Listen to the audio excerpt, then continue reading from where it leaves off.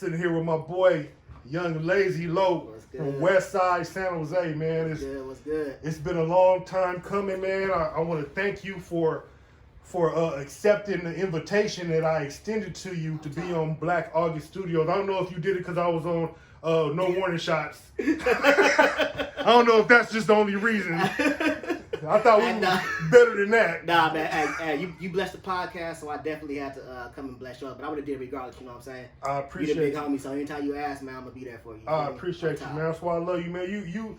You're one of the young dudes that I know that's always been solid, because a lot of young dudes your age and younger, man, they not cut from a certain cloth that used to be prevalent in San Jose. They be on some other shit, man, and it's like, it's amazing how some people get down, but you always, it's like you've been around, you have an old soul, and you've been around some old school people, and you've been gamed up, and you keep it respectful, and you give it up to the older homies and OGs and respect. I had a conversation not too long ago with somebody, speaking on one of the OGs that's out there, and I was telling dude, even though this person ain't from your hood per se, he's still an OG. He was still out there putting it down for the city, or putting it down for our side of town when we was youngsters. So you gotta respect him just on that. Got to. How I'm not gonna respect the motherfucker that was putting it down for the East Side in 76, 77. That was two. For sure. I got to. Even though he ain't from where I'm from, I gotta give it to him. But like real always gonna recognize real and respect real, you feel me? All day. So it's like you said, I got an old soul, but it's because of people like you and other individuals, I won't name names, but I came up under a lot of real solid older dudes, so you feel me? So that's what's up. That taught me the script, so and I ain't knew no other way but to stick to it, you feel me? Please take notes on this interview and listen, man. It's gonna be a lot of positive things that are gonna be coming out of this interview. Like all my interviews are. The Black August Studios was not intended to be glorifying any gangs and this and that, but I want you to tell your story because that's part of who you are. For sure. But we tell a before, a beginning, and we say a aftermath, and we pinpoint and we put light on the aftermath that you a scholar, San Jose State of Spartan, you a married man, you got two beautiful children, man. You living a blessed life, bro. And I was thinking, man, I gotta come to San Jose, California and sit with my boy. So when you ready, I'm ready, bro. Man, I want to give you your roses before we get started too, man, because Black August Studios is doing some amazing things right now, man. You got me coming up after you just hit 1,000 views, man. So you got the pressure on me. I'm like, damn, you gonna call me after your last video just did 1,000 views? Damn. But congratulations, man. Y'all did that. That was a dope ass interview, man. I appreciate it. I hope the people love this one too. Oh man, I'm sure they will, bro. Sure. So we're gonna get straight into it, man. And get it, cause I know you be able. Oh yeah, I turned the fan off. We got the fans off. So if I'm speaking fast, it's because the heat is going up. So first off, man, were you born in San Jose? And if not, where you originally from? Nah, so I was born in East Palo Alto. Oh, you a PA dude? Okay. All right, Rose. Let's change the whole interview now. Now go ahead.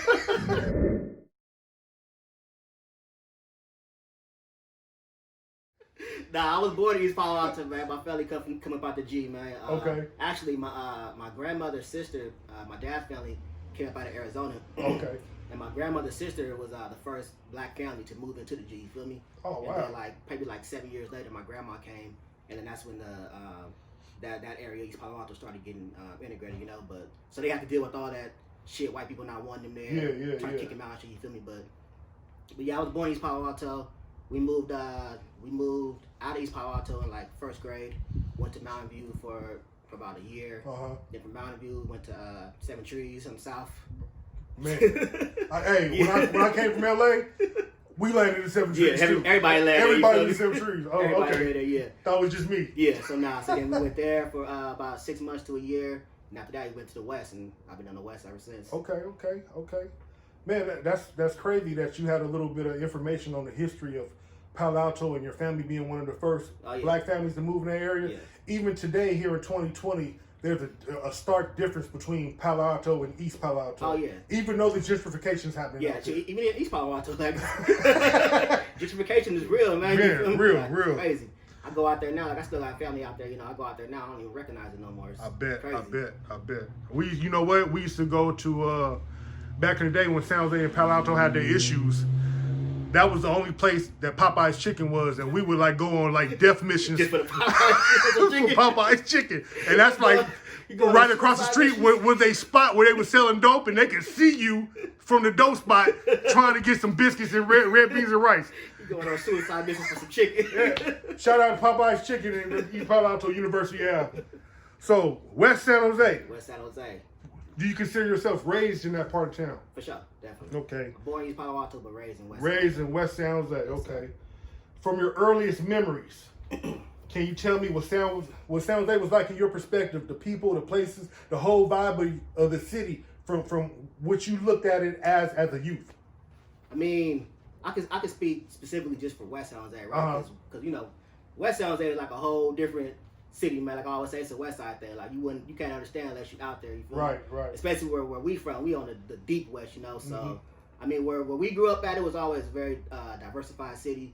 Our part of town. I mean, Mexicans, blacks, Asians, everybody just kicking it. You know what I'm saying? Like we all grew up in the Gardens, big old apartment complex. You know what I'm saying? Sports. Playing video games at 7-Eleven, you know, playing NBA jams and Street Fighter, you know what I'm saying? That's right. I mean, it was just our thing. You feel me? We was always doing our own thing. We was always San Jose so big, you know, we separated from everything else going on the south and east side. You know what I'm saying? So we was always in our own little bubble, just doing our own little thing. Right. So you said the Gardens. This is an apartment complex. Where exactly is the Gardens? On Albany off of Kylie. Off of Kylie. Yeah. See, I'm so, you know, every time I go through West San Jose, I knew how to get to like Cadillac Drive. Yeah. I knew how to get to certain spots. Yeah. But when you could drop me off in West San Jose right now, and I'll be like, where the fuck am I at? You know what I'm saying? But you could drop me off in places in Southside, and with the gentrification that's happening on the east side, I would have like, where the fuck am I at? Yeah, no, we right off 280. Man, you get off 280 on Saratoga. Oh, okay. Bank that left on Kylie. So bank that left on Albany. I was at Saratoga a lot. There was the hot tubs over there. So I did know about that. West side. Yes.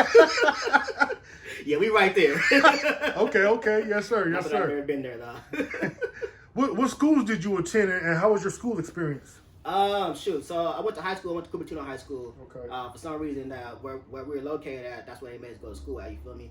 And is it Blackford over there in your area too? Blackford's over there, but Blackford was closed though. It was, okay. But by the time I came up from high school, they had closed it down. Okay. And so they started sitting everyone either the Cupertino or the Prospect or the Delmar or something. You feel me? Oh, Delmar Dons. Yeah. But yeah, my I think it was in school that I first like really like had my first run in with like institutionalized racism. You feel me? Because like in junior high school specifically, I always been in sports, football, track and field. I suck at baseball, but I mean not baseball, basketball. Right. But I bet you do. But go ahead. All that stuff, you feel me? But in junior high school, I used to run track, and the day of it was like nationals or whatever, I got caught with some weed, and instead of them like calling the police on me then and not letting me compete in the nationals, they let me compete. Right. Went and compete, won first place, all that shit. You feel me?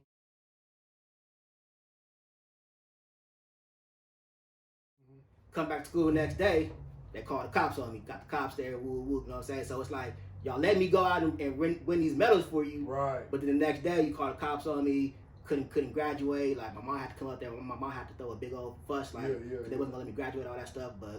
And then I went to high school at Cupertino High School, and when I caught my case, even though my case had nothing to do with the school, the principal came up to me, he testified on behalf of the DA, as a character witness, talking about how much I'm a gang leader, I'm doing this and that on campus, but like I said, my case had nothing to do with the school, but like, I played football for the school, like, they loved me during football season, but then, when that was over with, and when they was ready to send me to prison, they want to come and testify against me as a character witness, so. Smut you up, bad. Yeah. Man, that's what they do, bro.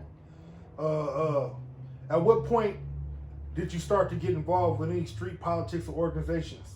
I'll say probably around junior high school. Okay. Yeah, around junior high school. Yeah, so that's what 14, 12. Yeah. Between around 12 and 14 years old. Yeah. Okay. I mean, in the beginning, it was just like football was always my thing, you know. Like right. I wanted to play football. I wanted to make the NFL. I wanted to. That was my focus in life, you know. But I missed my growth spurt. You feel me? That's right. So it became a point in time where I was like, well, maybe football ain't gonna be that. You feel me? But you know, unfortunately, a lot of us are stuck in that mindset where you know we believe that either sports or the streets is our best option. You feel me? So at one point, at the point where I gave up on football, I said, "Fuck it, I'm gonna jump out here and see what the streets got to offer." You know. Right. So we established that you're from the Gardens, West Side Gardens. Yes, sir. And did you live in those apartments? No, I never lived in those apartments. Okay.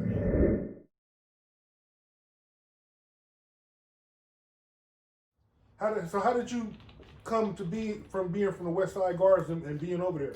It was always the Gardens has always been like even before like it was even before there was like Crips or Nathaniels or whatever over there. The Gardens has always been like just a neighborhood spot where everyone in that neighborhood just congregate at. You feel me? That was always where it was. That's where everybody lived at. You know, so that's where we always often got what's that word you just used? Congregate. Like that. We all just congregate out, you feel me? So it was like that's where all my friends lived at. Most of my friends either lived there or on Greendale, you know what I'm saying? So this is where we got met up at. So did the West Side Gardens take on the identity of the Crips? Or that was just some of you? Some of us. So like I said, so the Gardens it's a conglomerate of a bunch of different people, you know what I'm saying? You got Crips, you got Nathaniel, you got dudes that don't bang. Right. But they from the Gardens. Yeah, but everybody from the Gardens though. Like, when they go down, everybody coming, you know what I'm saying? Right.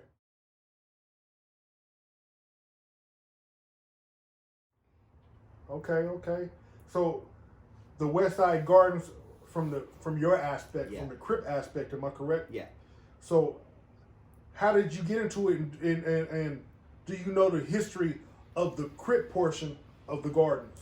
Yeah, so a lot of us was influenced by like I don't want to mention no names, but I said the Gardens has always been a spot where a lot of people came to hang out. Mm-hmm. It's always been a spot where people came to get money and shit. Right. So we always had a lot of older dudes from like family and trees that used to hang out over there a lot. You feel me? Okay. So we kind of came up, you know, up under them, like seeing them, like we feeling this Crip thing. All right, we gonna do our thing too. You feel me? Okay. So and again, not mentioning any names because this is not DJ Vlad. Fuck him. We stand with the minister. But would you consider yourself one of the originals and the founders of the West Side Gardens from the Crips? I mean, I wouldn't say I'm definitely one of the first generations. I'm not gonna say I'm one of the originals, one of the first ones. Okay. But I'm definitely one of the first generations for sure.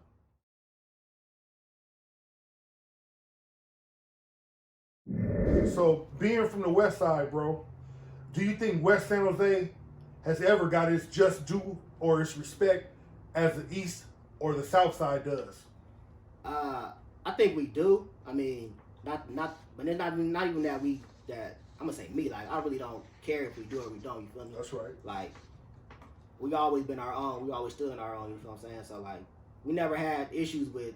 Well, I can just speak for us, for where I'm from. Mm-hmm. We never had issues with any other hoods like on the east or south side. You feel me? Like I said, we you guys out the way. We way over there. We got our own issues to deal with over here. You know what I'm saying? Right. So like we never had run-ins with anybody else unless we went to the halls or or East Ridge or Great America. You know what I'm saying? Then all of a sudden, then it's an issue. But like we never had issues with no one like that. You feel me? So I think on an individual level, like I've always gotten nothing but respect from anybody, no matter where they're from. You feel me? Because I stand on my own and I demand that. You know? That's what's up. Were there any other neighborhoods come up out of West San Jose that you can recall? And did you coexist with them peacefully? Yeah. There's always been, Stokes, always some Stokes, always been Jungles, a lot of Nathaniels and surrounding neighborhoods. Like I said, my neighborhood is a mixture of Crips and Nathaniels and other people who don't bang. You know what I'm saying? So there's always been a lot of different other hoods coming up out of the West.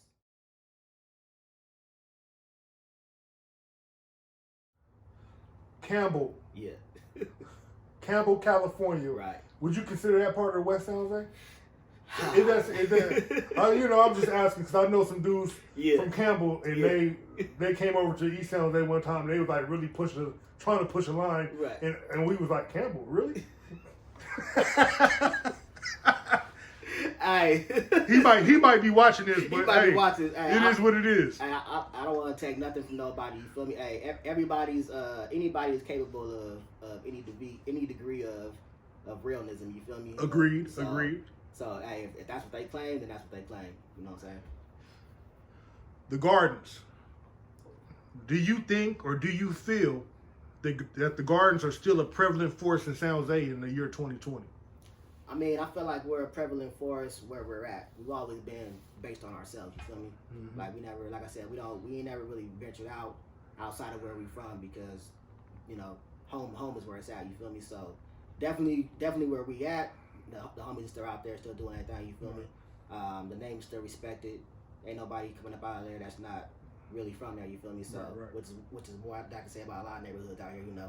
You got a lot of dudes just bandwagon hopping on and stuff, but where we from, you know, everyone that's from there is really from there. You feel me? So definitely. I just me knowing you for the last 20-something years. I'm always trying to rag on you about the West Side, man. always got something to say, but you know it's out of love, and I got love and respect for you and the West Side. During my time being incarcerated, I came across, some West Siders. One I did music with for a while, and another one. I did a little bit of music with him. He was from the jungles, but he had nothing but love for me, and he dealt with me accordingly, and it was good. I've been to his home and everything, but so my interactions with brothers that were out the West Side have always been positive. Right. Always no issues. It's always been, even though I think the issue would be when I begin to talk West Side. But cause we showed out there. You feel me? So like I said, like it's never been issue. It's always like there might be individual issues, right, with people, but it's never been like we never had beefs with like no other West Side hoods like that. Right. Except for like dealing with the with the Serrano, that's a different story. Because, we got the players in our neighborhood, so. Oh, I know. Eventually, their beefs become our beefs, They was out there thick, too. Gosh. But, that's another thing. That's another story. I'm probably going to, I know some of them, probably get one of them on Black August. Yeah. Nah, shout out to them. Like, it's no disrespect to anyone, you know what I'm saying? I'm way past them. Shout out Cadillac and Malos and all my dudes over there. Yeah. I'm going to get with y'all soon. You're going to be on Black August Studios, too. Yeah, they got a story to tell. For sure. Do you think the Gardens left any kind of legacy or influence on the West for the youngsters that's coming up after your generation? I think I'm that legacy. I mean, I'm that example. That's what's up. Like, I'm from the Gardens. You know, I'm not gonna say I am the Garden, but I'm from the Garden. You know, right. So everything I do is a reflection of that. You feel me? Man, that's a beautiful answer. Now very introspective, and that's good, man. We gotta come to a point where we own up and we say this is what we are and this is what made me who I am today. Right.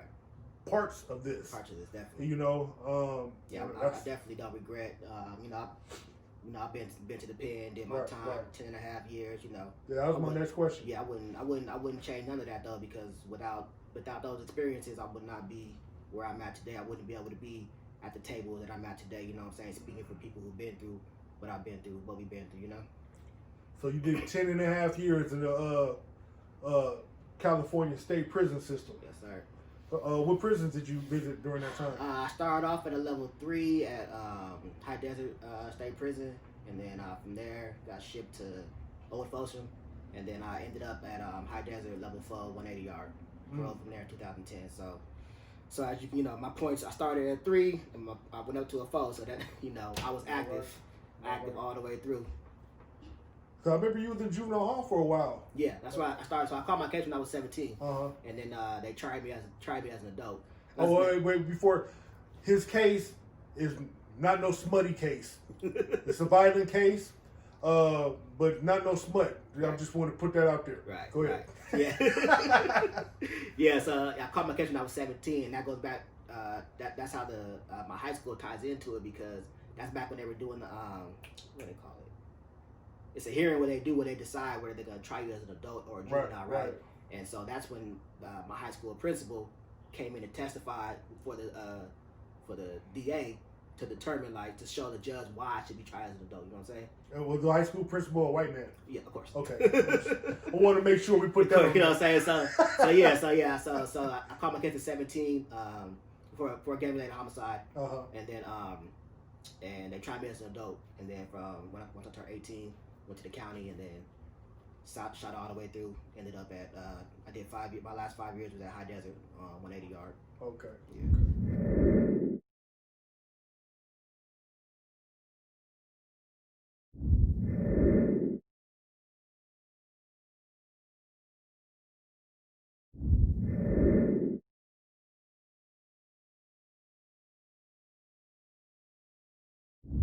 Being so young and having to go into the prison system because you were in juvenile hall and they were sitting there trying to determine your fate on getting tried as an adult or not, and you had your high school principal come over there and smut you up and just make you seem like you Al Capone out in this motherfucker. Worse. Biggest gangster in the Man. Oh man, I hate even thinking about no shit like that. So being a young man and going up into the prison system, was it overwhelming when you got there? I mean, I'm gonna say, and this sounds, I don't want to glorify nothing, but right. It really wasn't overwhelming because at that point, I was in the streets. Mm-hmm. I'm a gangbang, you know. I'm a gangster, so right. So prison is just the next evolution into this journey. You feel me? So right. I'm not gonna say I was looking forward to it, but I always. But you knew that was part of what comes with that life. I knew it was what comes with it, you feel me? So right. I'm not gonna lie. I'm not gonna say like when I first got to Quentin, I wasn't like, damn, you know. But you feel me? You pull up to that old castle looking thing. You like, oh damn, like shit about to get real. You know what I'm saying? Right. But yeah, it was definitely a life changing, a life altering experience. But I never let it break me. I never got, you know, to the point where I was gonna fold. You know, never that. Okay. How do you feel about the whole in San Jose the Bay debate, and where do you stand on that? Do you think San Jose is the Bay Area, or I mean, you see these dreads in my head? Here we get the $1 million. You know what I mean, man? All right, man. Yada. Am I talking good? Nah, you need to roll your R's a little more.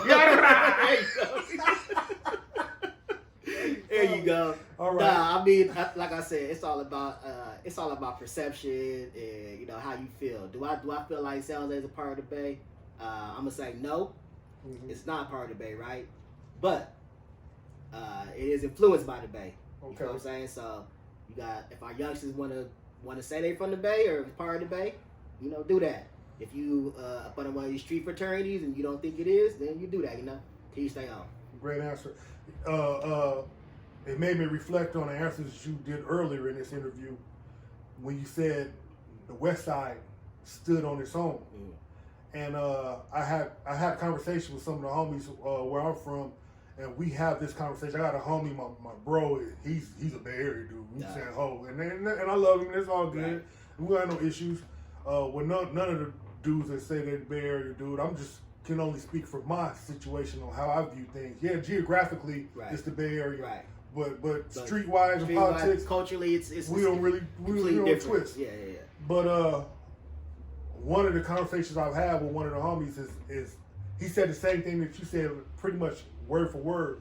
San Jose has always had to stand on its own. Always. It's always ain't been accepted. They doing the LA shit out there. They're doing this, and we always did our own thing. And that's anybody that come up out of San Jose from the era that I came in a little earlier, man, you have to be about something to be going somewhere and saying, no, I'm from San Jose, straight up, and then like put it down. Exactly. Because I'm coming from the standpoint that if you go to another city or the homie go to another city, he got to like really make a statement. So when the other homies come after, the motherfuckers already know, I'm nigga from San Jose. You know so-and-so? Yeah.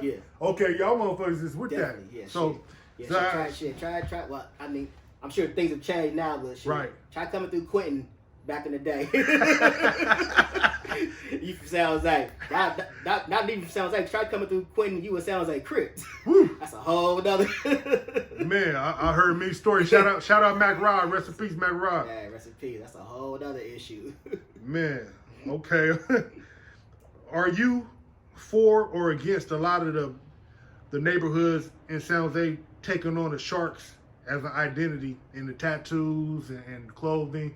Or is that cool? Or yeah, I don't have no. I'm with that. I mean, that's us. That's how we distinguish ourselves from everybody else. So, you know what I'm saying? That's right. You know what I mean? Yada. Hey, I'm sitting here thinking, man. When I first met you, man, I was just on the phone with my boy Bernie before I pulled up to the hood over here. Don't take me out past. You good? Yeah. How many know you with me? Thank you. And my boy, he still works for the city. I used to work for the city in a program called the Right Connection. I remember I used to see you at I don't know if you was doing like community service or hours. Service, yeah. I had to get I was my like, look at this motherfucker with these short ass braids and his cap. And then I'll be like, man, hey, let me holler at you, man. And you was looking at me like, nigga, what? I'm like, no, man, come on. Because, you know, I'm working for the city. I'm sitting there trying to talk to the youngsters. And I remember I said, this motherfucker is not acting like I am who I am. I'm going to have to bring this motherfucker a photo album when I have my curl and my perm and show him I used to dress just like that and be that. Couldn't tell me nothing back then. And from that day on, it was like, man, it's always been good, man. Been locked in, definitely. It's always been good. So I was telling the homie that, and he was like, man, because the homie was just saying, I'll be looking at your interviews. I said, man, I'm finna go do my little young life over here, man. It's good. I said, he used to kind of work with us in the Right Connection. We took him and his boys out to Frisco one time. I'm going to try to use one of them pictures and put that on this thing, too.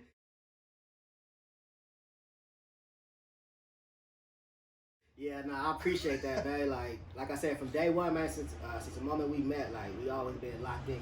Yeah, man. Like, you always didn't try to instill within me nothing but knowledge and game and positivity, you feel me? Man. Even when I was out there on my wildest, you know what I'm saying? When I was out there wilding out, you always pull my coattail, you feel me? Keep my eyes on what's important, you feel me? So man, I appreciate that. That's what we got to do. As a people, we got to get back to that. Yeah. You know what I mean? Definitely. And I'm not going to say I hope, because I already know that you're doing it for somebody else. Definitely. You know what I'm saying? Every day I wake up, I'm doing it for You're doing it for somebody else, man. If we keep that same mentality and keep on trying to uplift our people, then we're not going to be tripping on no trivial bullshit type of stuff that we be tripping on. Yeah.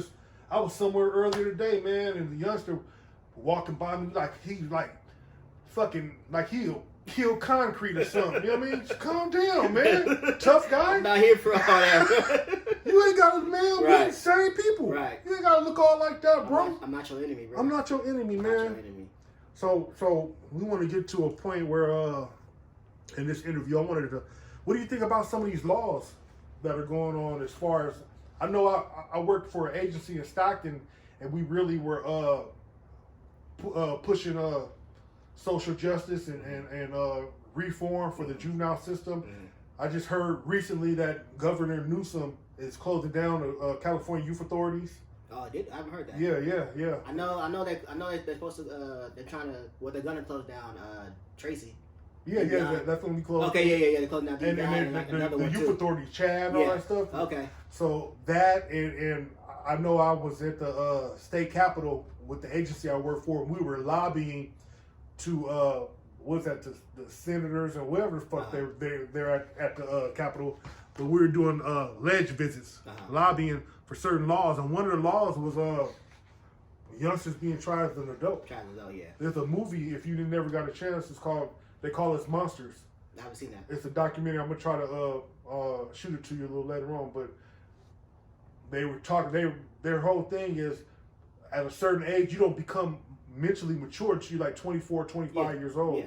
And some of these youngsters is catching these cases with 15, 16 and getting life without parole. Right. They're saying the law is going to state that, okay, you're doing this, but after a certain time, you'll be eligible on parole because you're not the same person like me.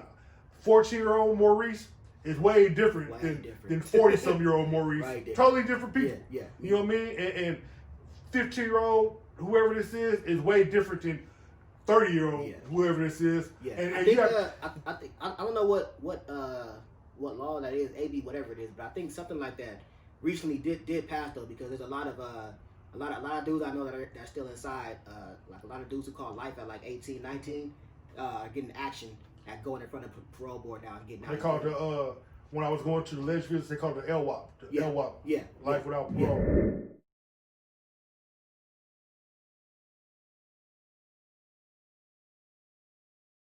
On one of my next interviews, I'm going to interview my Norte partner, C14. Shout out to Israel out there in Silas. He does that, bro. Okay. He does that. So you're going to look at his interview, and he'll know all the fucking the ABs, and he'll know all that just off the top of his head, man. Yeah, I definitely think that as far as like criminal justice reform and social justice reform and all that stuff, like we definitely moving in the right direction. I think the state finally realized that you can't just continuously lock people up forever and ever. Correct. Without giving them any type of date or, you know what I'm saying, or any type of hope of anything, you know what I'm saying, that just adds on to the problem, you know what I'm saying? So we definitely getting in that right direction. It's definitely on us as a people on the streets though to continue to hold these legislators, these senators, governors, all of them accountable, you feel what I'm saying? Man. What about what's your thoughts on defunding the police? Shit, defund them. Simple. Defund them and spend that money elsewhere. Right. Because part of the defunding the police, a lot of people, not a lot of people, but the media, some of these people that are pro-police, the Blue Lives Matters, they're saying like it's going to be total anarchy in the streets and whatnot. No, they're just saying you're still going to, if you have a $30 million budget for your police department, maybe you're going to have a $20 million budget. You know, so all that extra overtime and all this other shit that police are not equipped to deal with, like some counseling that may be needed. We don't need no armed person. That's another thing. Another law. Up in a fucking tank to our right. That's another law that they're trying to remove the school resource officers off of campuses. Yeah, they're doing that here in San Jose right now. Yeah. They were successful in Salinas. Okay, yeah, they're fighting for that right now. Yeah. So that's another thing because you start to have a military like existence everywhere, and if you're insubordinate in class or whatnot, you got an armed officer coming here. It just creates the pipeline from fucking school to prison. So you feel me? School to prison pipeline. As soon as you the criminal justice system is like a spider web. Right. As soon as you come into contact with it, either any type of form, fashion, whether it be little or small, you feel me? You always gonna be entangled in that shit one way or another. And shit. So having them officers there in the school, like it's just one step away from having them run to the police on the street. You know what I'm saying? Because those officers at the school get to know you, get to know who you are, and when they go back to their department, they can spit your name. Oh, I know so and so. Yeah, he go to so and so on the street. You know, right? Yeah.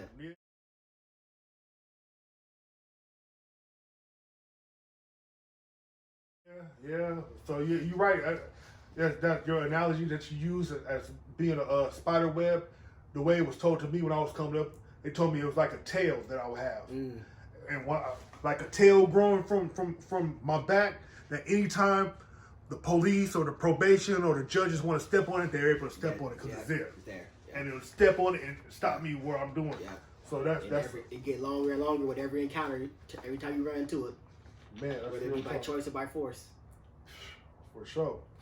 Your thoughts on the Ice Cube and the current state of what's going on with the Trump administration and the Biden locking 100,000 black men up with Kamala Harris? Because black people love Kamala Harris because she wore some Timbs the other day and she wore some Converse. So I guess I got to vote for her because she had some Converse on. Hey, she did look fresh though, but nah. Hey, she did look fresh, but nah. Hey, but I think as far as the Ice Cube situation go, I honestly just watched the video today. He did an interview with Tone Talk, the brother who started the ADOS movement. Okay, yeah. Him and Yvette, I forgot her last name, forgive me, but they started the ADOS movement, and Cube did an interview with him yesterday. So I just got up on it. Right. As far as everyone trying to cancel Cube and all that shit, man, fuck that. Like, that's Cube. You can't cancel Cube, bro. Right. You feel me? Like, so like I said, as far as from my understanding, what all Cube is saying is that the Democrats didn't had the last 60, 70 years to address these issues. And they expect our vote just based on the fact that they're Democrats. Yeah, you know what I'm saying? So he's like, hey, whoever gonna answer, I don't care who it is. If you're gonna address these issues, then address our issues. You know what I'm saying? I agree. Like, I'm not with the Democrat or Republican. I don't care about none of them because ain't none of them for us. You know what I'm saying? So we gotta push our own agenda. So every other group has an agenda they're doing for self, and whoever's running for office, whether it be local or national, they go up to them and say, "This is what we need." Right. Except for black people, they vote as a block. They vote as a block, and if you can do this, and this, then you got our votes. But this is what's going to have to happen. This is why you never go to Korea or Chinatown. There's no voter die. Fucking billboards, and they ain't got vote, because they already know what they doing. Right. It's us that are just sheep. It's crazy because we vote as a block too, though. We vote overwhelmingly Democratic, right? But we don't hold them accountable for shit. Nothing. We don't ask them. We don't demand them. We beg of them to do shit for us, but we don't demand of them anything. The only way to demand is to demand and to hold them accountable for that is to take your vote away from them. If they don't fucking want to give us what we want, all right. And that's if you choose to vote. Yeah. You know, that's real, man. You gotta, and people that's trying to talk bad about Q for going. I seen an interview with think Dr. Umar was talking to somebody. He's talking to Nick Cannon, and he was explaining how when you do business with somebody, everybody that you do business with, you're not their partner, you're not their friend, you ain't gotta like them, but you're doing a transaction right now. He said we gotta stop being emotional. Oh, we gotta get Orange Man out of office. We gotta get most black people, most blacks and Mexicans can't name 5 things that he did that directly affect your life every day. You just being taught and fed to hate him. We got to get him off. But you selling for another devil in his place. Right. This man unlocked. You rather settle for the devil you know and shit. Right. But he cool though. Right. This motherfucker called our people super predators. And jungle. Fucking 90-foot crime bill and all that other shit. Right. But it's good. He seemed like he's sincere. He's not as bad as the other one. Right. But it's crazy how you forgive him for that. But your own people, nigga. This motherfuckers walking around saying they mad at motherfuckers from shit that happened in 1990 and still mad. Still can't get over that shit. They forget Joe Biden though. You can't be taking everyone's girl, nigga. Man, shit. I don't know. Hey, it is what it is. So we're gonna fast forward to present time, man. You're a family man. Yes, sir. Blessed. You're a husband, Blessed. A father, Blessed. A working man, a provider for your wife and family. Was it difficult to make that change? It wasn't really difficult, man, because I was tired, bro. I was just when I got out. So like I said, I pretty much grew up in prison, right? Like from 17 to 27. So I got out. I was 27, but I was still like in the mind for like as far as life experience, I was still 17 because I had experienced life. You know what I'm saying, during that time frame. So when I first got out, I was still trying to catch up and still trying to like do stuff like that, but I got burnt out quickly. I realized, like, you know, this shit ain't really nothing. Go to the club, see the same people, same, you know, all that shit. And then as far as the street went, like, nigga, shit changed. Like, hey, like, there's dudes y'all cool with it. I know ain't cool, you know, like, like dudes that I know ain't gonna bust the grape, but like niggas is being held to a higher esteem, you know. So really, like, I just got tired of the fakeness, you know what I'm saying? And then once I had my son, like, it just really all right, this is what I gotta do. I gotta go full speed ahead into this education, and you know what I'm saying, get these degrees behind me so I can better myself and my family, you know. So what sparked that change? Was it the birth of your son? Yeah, it was definitely it began with my then girlfriend, my now wife. She's always been my motivation to do better, you know what I'm saying? Shout out Tiff. Shout out Tiff.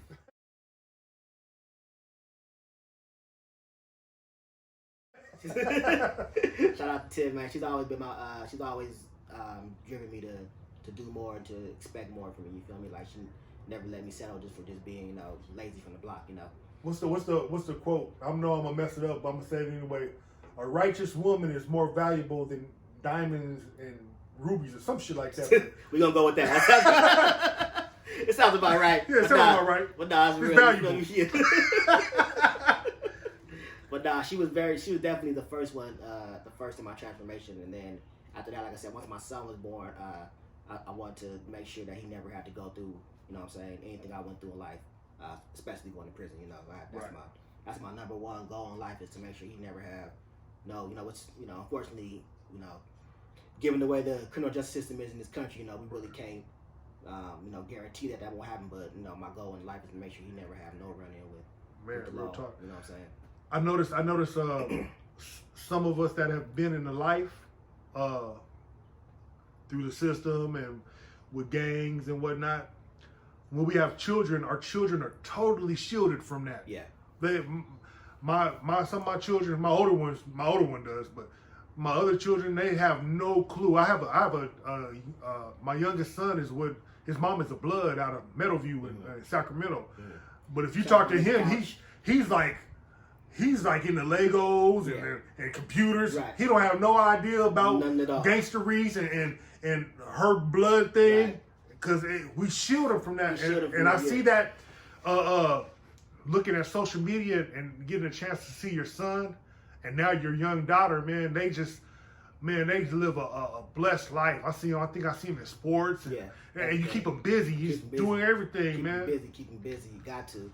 But I think you got to keep them busy. But then again, like, I think just thinking about my own childhood, like my parents kept me busy. You know what I'm saying? Right. I was busy sports was my life. You feel me? But it came a point in time where like I said back then, or even today, like we're trained to think that we only have a couple options in life. You know what I'm saying? Right. So like I said, I keep my kids busy now, but I also keep their minds open to the possibilities that, hey, you ain't gotta be whatever all these rappers you see on TV. Right. That ain't just for us. You know what I'm saying? Right. You can be whatever you want to be, bro. Like, you ain't gotta be a rapper. You ain't gotta be a gangbanger. You ain't gotta play football. Man, you can be a teacher. Right. You can be a lawyer. Like, all that stuff is real. That's you know what good. I'm saying? That's good. That's good. So, man, I want to congratulate you. Your master's degree? Got my master's degree. Got your master's degree, man. How long did it take you to get the master's? 2 years. 2 years? 2 years. Oh, you motherfucker on it, huh?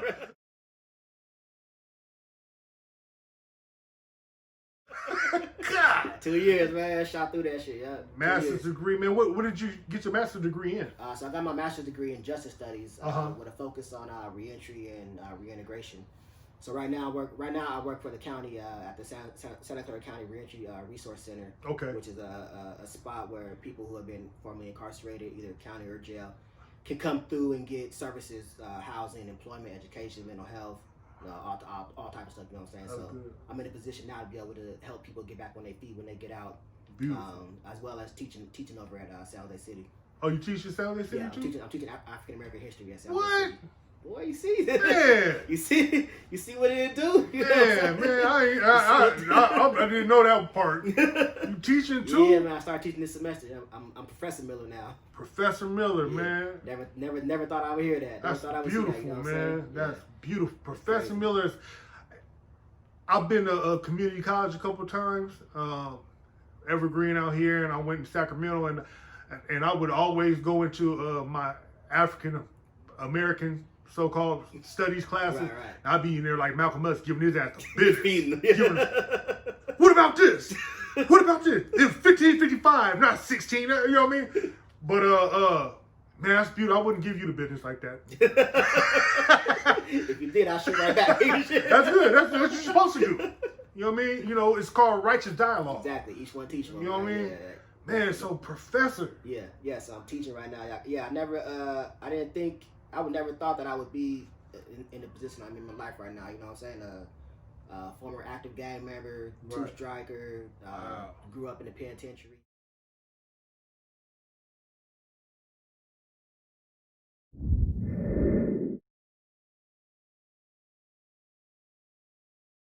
You know what I'm saying? But like I said, once I made that decision that I decided for myself, you know, I'm not saying education is the be all for everyone. Everyone gotta find their own path. But once I decided that education was going to be my way out, I went full speed ahead. I got these degrees up under my belt, and now I got opportunities opened up to me. Like I said, I'm teaching right now. I'm working for the county. I'm working with a group right now I'm working with this group called Project Rebound, which is an organization that helps formerly incarcerated people get into college and helps them all the way through the process to graduation. You know what I'm saying? So I'm working with them, trying to bring that program to San Jose State right now. And you know, and because of the life experience that I have with the criminal justice system, in the streets, I'm able to be a voice at the table. You know what I'm saying? Because a lot of time in education, you got these professors and doctors and stuff that be talking about this stuff, but they don't really know nothing about it. You know what I'm saying? Yeah. So now I'm able to sit at that table and I'm able to give them both the quote unquote educational view about it, and also the real life experience of how the shit you guys are talking about actually impacts real life people on the streets. Right. Man, that's I'm fucking blown away right now. Really, man. I really fucking. That's fine. I'm just. I got my question right here. I'm just talking about the master. You just told me you a professor. You on the faculty, man. Hey, you don't give it up to this dude for that. Hey, but you play a part in it too. Though. Like I said, since day one, you always told me, you know what I'm saying, possibilities is limited, man. You know, keep your mind on what's important. Don't be caught up in this small stuff. You feel me? So we used to have a lot of letters between me and you, going back and forth to that prison, man. Definitely. I always would take time out of my day, and you got to do that for your people that's behind the wall, man. Just give them a thought. Reach out to your loved ones. Y'all don't understand how much a letter, two words on a piece of paper mean. You feel me? Right. Like, just a what's up. You know what I'm saying? Man, so you spoke about the motivation and the discipline behind that great accomplishment, man, and teacher fact. I'm just every time I'm thinking about professor, I'm thinking about you in some slacks and a sweater with some coffee in your hand.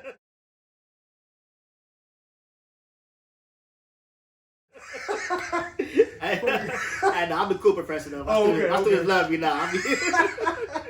I be doing the Zoom. My virtual background is Nipsey. You feel me? So, okay. Like, I'm the cool professor. You at San Lake City? I'm at San Lake City, yeah.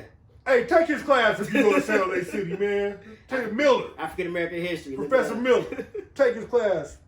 So we're about to bring this to a close, man. And man, I really enjoyed myself, and I'm really just fucked, man. I just right when you told me about the teaching and man, it got my heart and my chest on like a high right now. Yeah. Any special message, wisdom or words of encouragement that you want to give to the people? I just want to say, as for those of us who are parents, who have kids, it's important for us to be able to understand, acknowledge, and address our own issues, so that we don't transfer those down on our kids. You feel what I'm saying? Right. Because our kids are always watching us. They take it in, whatever energy we have, they take that in. You know what I'm saying? So we got our next generation has to be able to, you know what I'm saying, not have to carry the same baggage that we carry. You feel what I'm saying? So whatever we got going on, whatever you got going on, address those. You know what I'm saying? Ask for help. We got to get past that pride thing where, you know, brothers don't want to ask each other for help. We got to be able to sit down and talk to each other, you know what I'm saying, without always having your guards up, you know what I'm saying? All that stuff. And like I say on my podcast, the No Warning Shot podcast, hey, like, subscribe, all that stuff. Hey, if you you know how to throw a plug in. Hey, I ain't mad. But like I always say on my podcast, man, your past doesn't determine your future, but your hustle and motivation will. So make sure today you take your shot. There we got it. Young Lazy Low, Mr. Brandon, Professor Brandon Miller with the hellified dreads. Y'all know what I mean? Man, thank you. It's a West Side thing, man. All right, for today. Always. Thank you, man. Thank you for being with Black Arc Studios. Always. Again, go take this man's class. If you in school in San Jose or surrounding areas, San Jose City College, Professor Miller. Go take the class. He has Nipsey for his background on Zoom. That should just tell you that right there. And fucking No Warning Shots, man. Check his podcast out, man. It's the business, man. Well, thank you for spending this time with me. I appreciate you, bro. Thank you.